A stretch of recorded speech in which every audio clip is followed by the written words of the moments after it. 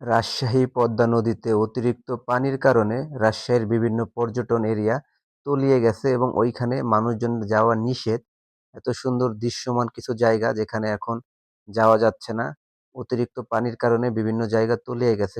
রাজশাহীর এই টি বাদে সারা বছরই মানুষের ঢল থাকে। এখানে সারা বছর মানুষ ঘুরতে আসে এবং এই দৃশ্যগুলো, এই জায়গাটা দেখতে আসে। জায়গাটা চমৎকার, কিন্তু এখন এখানে সম্পূর্ণ আসা নিষেধ। দিনটা শুক্রবার, কিন্তু মানুষের এত চাপ, নিষেধ থাকার পরও মানুষ চলে আসছে দৃশ্যগুলো দেখার জন্য। এত পানির চাপ এবং বিভিন্ন জায়গা তলিয়ে গেছে।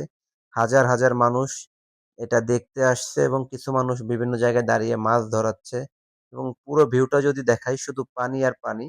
যেখানে বিভিন্ন গাছগাছালি তলিয়ে গেছে, এই জায়গায় কিন্তু কখনোই পানি আসে না। এবার অতিরিক্ত পানির কারণে রাস্তার কিনারায় পানি চলে আসছে এবং মানুষের ঢল, শুধু মানুষ আর মানুষ এগুলো দেখতে আসছে।